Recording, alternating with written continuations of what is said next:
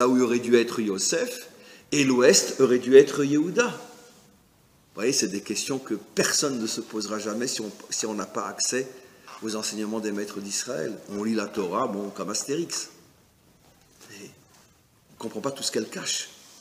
Et surtout, une fois qu'on va arriver à le décrypter, les messages incroyables qui se cachent. Dites-moi, mes amis, vous ne vous rappelez pas qu'il y avait justement une grande dispute entre Yosef et Yehuda? Et on en a déjà parlé des centaines de fois. Résumons-la à une phrase. C'est quoi la dispute entre Yosef et Yehuda? J'ai déjà dit des milliers de fois. Yosef, il incarne le tzaddik, le juste, le modèle du juste. Le juste, il dirige une nation. Le juste, il est à la Knesset. Le juste, il est chef d'armée. Le juste, où il est le juste? Ben, le juste, c'est un Rosh Yeshiva, c'est un tzaddik, c'est Raphaïm Kanievski, c'est Baba Saleh. C'est le juste. C'est le modèle du juif, entre parenthèses, parfait, qui est un modèle pour chaque génération. Et dans chaque génération, il y a un Baal Shem Tov, il y a un Gon de Vilna, il y a le juste. Yehuda, il incarne le roi. Donc le roi, lui, où il est? À la Knesset. Ça veut dire que Yosef, il est au Bet Knesset, et Yehuda, il est à la Knesset. C'était quoi la dispute entre eux? La dispute entre eux, elle est extraordinaire. C'est que Yosef disait, d'accord, la Torah, la vraie Torah, elle est représentée par le tzaddik. Et Yehuda, il disait, la Torah, la vraie Torah, elle est représentée par le Meler. Ça veut dire que Yehuda disait, si moi, en tant que dirigeant qui m'occupe de politique, d'économie, de guerre, de société, j'arrive à être complètement annulé devant Hachem, comme qui? Comme le roi David qui ne dormait toute sa vie, pas plus que 18 minutes, pour ne pas perdre une seconde à servir Hachem dès qu'il avait un moment, parce que toute la journée il était occupé à être roi. Et donc toute la nuit, finalement, il était occupé à servir Hachem. Je vous pose une question, mais là je ne vais pas citer de nom, parce que j'ai trop peur. Pensez à n'importe quel tzaddik, et pensez au roi David. À votre avis, lequel est le plus grand? Alors, vous savez ce que je vais dire, moi. Évidemment le roi David, pourquoi? Parce que le roi David qui est dans l'obscurité la plus totale, nos maîtres nous disent que quand le roi David allait dormir, il soulevait son oreiller pour voir s'il n'avait pas une bombe sous l'oreiller. Ses propres enfants voulaient le tuer. Ses femmes se sont révoltées contre lui. Ses plus grands amis, ses élèves, ses maîtres, tout le monde voulait sa peau. Il aurait pu sombrer 100 000 fois dans les dépressions les plus totales. Et il est l'homme qui a apporté les psaumes à l'humanité tout entière. Ça, c'est un vrai. Parce qu'il a toutes les raisons pour tomber, il est devenu le plus grand. Mais si quelqu'un n'a pas les épreuves que lui a eues, comment... Alors très bien, t'es très grand, d'accord, mais t'es très grand. T'es très grand. T'es très grand. Très grand. C'était ça la discussion entre eux. Yosef disait, le vrai modèle des Juifs, c'est le tzaddik. Yehuda disait, le vrai modèle des Juifs, c'est le roi. Un roi comme David. Et de moi sortira un homme comme ça. Même s'il n'y en aura qu'un dans l'histoire, finalement, je ferai sortir le vrai, le Mashiach. Et c'est lui qui l'emportera sur tous. C'est lui qui deviendra le vrai modèle. Dites-moi, mes amis, ça ne vous fait pas penser à une autre histoire? On a encore 10 bonnes minutes. Mashiach ben Yosef, Mashiach ben David. Là, vous allez comprendre pour la première fois le secret réel de ces deux Meshichim. Et avant de vous répondre à la question, je vais vous apporter quelque chose de nouveau. Dites-moi, vous ne remarquez pas que nous sommes la première génération de toute l'histoire de notre peuple qui se retrouve pratiquement sans plus aucun tzaddik à sa tête? Ils ont tous disparu et, bon, on leur souhaite tous de vivre jusqu'à 120 ans, mais ne faites pas d'illusions. Après Rav Chaim Kanievski, il n'y aura plus jamais un Rav Chaim Kanievski. Après Baba Saleh, il n'y a plus de Baba Saleh. Après le Rabbi Lubavitch, il n'y a plus de Rabbi Lubavitch. Après Rav Shar, il n'y a plus de Rav Shar. Après Rav Steinman, il n'y a plus de Rav Steinman. Vous ne remarquez pas que Hachem est en train de nous enlever tous les tzadikim, mais en même temps, il est en train de reconstruire notre nation. C'est bizarre. Dafka, dans les générations où la nation se reconstruit, les tzadikim disparaissent. On vit quelque chose qu'on n'a jamais vécu dans toute notre histoire. Depuis Abraham, et ne parlons pas depuis Moshe, quand est né Israël, trouvez-moi une génération où il n'y avait pas 10, 15, 20, 100 lumières inimaginables à notre tête. Au Moyen-Âge, il y avait Rashi, Rambam, Ramban, les Baal, les Tosfot, le Ran, le Rashba, le Ritba.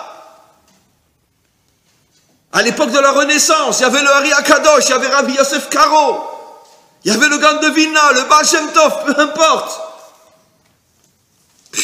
On ne savait plus où mettre la tête tellement il y en avait des grands. Aujourd'hui, on a besoin d'une loupe comme ça pour en trouver encore un.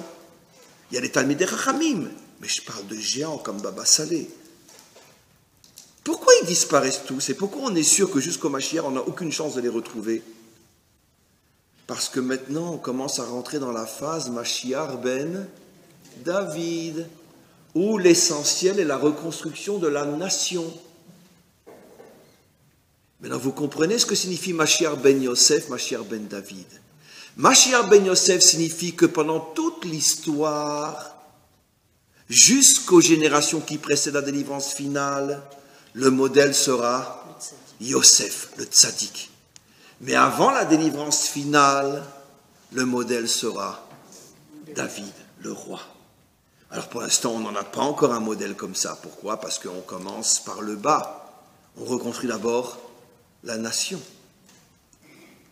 Mais c'est pour ça que dans notre génération, ceux qui continuent à s'accrocher uniquement, je dis bien uniquement, à des tzadikim, sont complètement à côté de la plaque. Pourquoi? Parce qu'ils n'ont rien compris au changement qu'il y a dans notre histoire. Aujourd'hui, le maître du monde est en train de mettre en évidence la nation. Les tzadikim, il fallait vivre il y a 100 ans.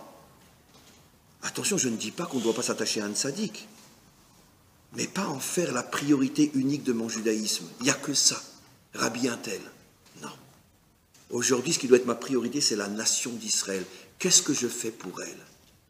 Avec les forces que je reçois du tzaddik.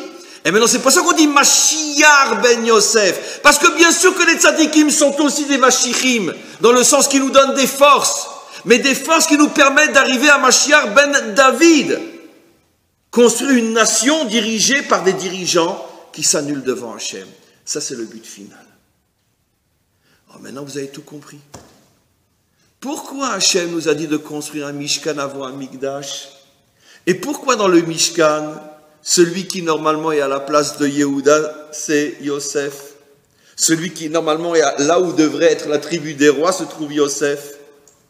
La tribu des rois, c'est la tribu des leaders. Pourquoi c'est Yosef qui s'y trouve?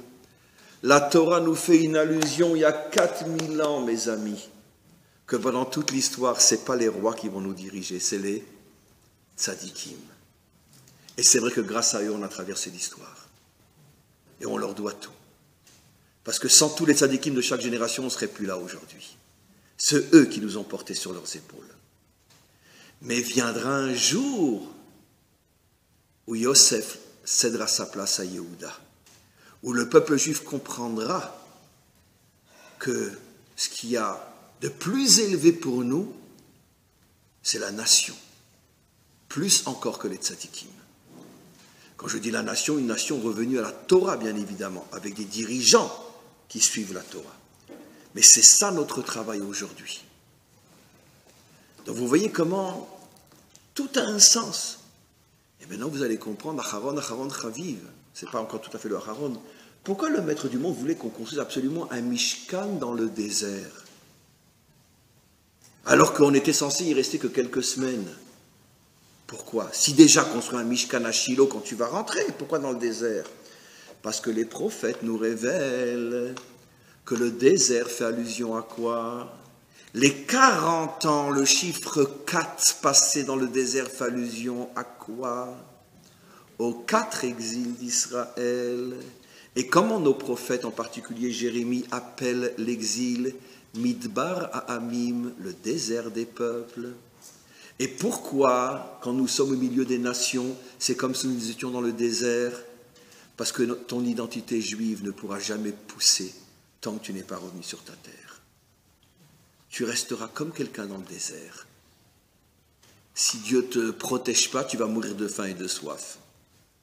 Mais ce n'est pas ce qu'il attend de toi, il attend que tu reviennes sur ta terre, tu prennes un tracteur et tu cultives toi-même pour pouvoir manger de tes propres mains. Pas vivre uniquement de sa bonté. Surtout que des fois il est fatigué, il arrête d'être bon, puis il y a une petite Shoah. Donc, Bekitsour, on comprend maintenant. Il y a le judaïsme de l'exil, il y a le judaïsme d'Eretz Israël. Le judaïsme de l'exil, il est dans le désert. Et ce qu'on a là-bas, c'est un Mishkan, pas un Beth Amikdash. On n'a pas Jérusalem, on n'a pas de nation. Et vous avez remarqué que le Mishkan, il bouge d'endroit en endroit. Ah, quand on était à Casablanca, Casablanca, c'était notre petite Jérusalem. Ah, quand après on est parti à Vilna, Vilna, c'était notre petite Jérusalem. Aujourd'hui, c'est Manhattan, c'est Los Angeles, c'est Miami, c'est le 16e, c'est le 17e, c'est Neuilly, ma petite Jérusalem. D'accord? Le Mishkan, il bouge. C'est ça. Combien qu'Hachem, il se fiche de nous avec ses messages. Ils sont extraordinaires. Il nous dit la chose suivante, mon peuple, pendant des millénaires, je serai avec vous, je ne vais pas vous lâcher, bien que vous êtes vraiment un peuple tête à claque, mais je ne vais pas vous lâcher. J'aurai ma petite maison, vous voulez m'emmener à Marseille, prenez-moi à Marseille, vous voulez m'emmener à Nice, prenez-moi à Nice, à Paris, prenez-moi à Paris, c'est pas grave, je bouge. Vous voulez qu'on traverse la mer, on va à New York, allez, on part à New York, c'est pas grave, on bouge, un petit Mishkan. Mais dites-moi, vous me construirez un jour une petite maison solide, où je ne bouge plus, dans ma capitale à Jérusalem? Et puis vous savez, je veux dire, nous, quand on arrive en Israël, l'une des premières choses à laquelle on s'inquiète assez justement, parce que ce n'est pas la France où on peut rester 20 ans en locataire ou 30 ans locataire. Ici, si tu n'es pas propriétaire, tu risques de changer d'appartement tous les 2-3 ans. Il n'y a pas de loi qui protège le locataire en Israël. Donc on se soucie tous d'avoir... Dieu, lui, il a qu'un mur. Et puis ça me fait toujours penser à cette blague, là, c'est un juif parisien comme ça qui il arrive au Kotel, et il téléphone à sa famille à Paris, il dit « Oh super, et je suis au mur à Jéru !» Je vous ai dit qu'il ne faut jamais dire Jéru, parce que c'est à cause de ça qu'on n'a que la moitié de Jérusalem. Et quand tu coupes le mot Jéru, au lieu de dire Jérusalem, alors la moitié est entre leurs mains. Il faut dire Jérusalem. « Super, je suis au Kotel à Jéru !» Et mes amis, quand on va au Kotel, on doit baisser la tête, demander pardon à Hachem, d'avoir la chutzpah, d'avoir un 3 ou 4 pièces dans un beau quartier à Jérusalem, et toi, tu n'as qu'un mur, et je me fous royalement de ton mur. S'il me sert à mettre un petit paquet pour avoir une bonne parnassa et une bonne santé. Bon Dieu, t'es là que pour me servir. Mais qui c'est qui se soucie de reconstruire une maison à Hachem? Et si le Mashiach venait, il vous disait, vous savez quoi? La construction du temple va coûter 100 milliards d'euros, donc tous les propriétaires d'appartements vendent leur maison et avec cet argent-là vont construire le temple. Je suis sûr qu'on va tous trouver une bonne raison de repartir voir notre Normandie. Vous êtes prêts à vendre votre appartement pour construire la maison d'Hachem? Bon, mieux vaut pas qu'on se pose la question. On a tellement trimé pour pouvoir l'acheter, mais si en plus il faut le vendre. Mais Bekitsour, on a un beau 4 pièces à Mekor Chaim, et lui, il a un mur. Ah, super, j'étais au mur aujourd'hui. Mais tu es en train de dire que tu étais au mur. Mais tu devrais pleurer quand tu le dis. Il a qu'un mur. Donc, vous voyez qu'on est quand même très, très loin de mériter de recevoir la Torah. Bon, mais on va quand même être positif. Il faut venir au cours à Shavuot. On va faire un bon cours. On va recevoir la Torah. Et on va continuer dans nos illusions, qu'on est de bons juifs. Et peut-être que certains d'entre nous se réveilleront et prendront la décision d'essayer de construire une vraie maison au maître du monde. Amen. Vechen Yiratzon.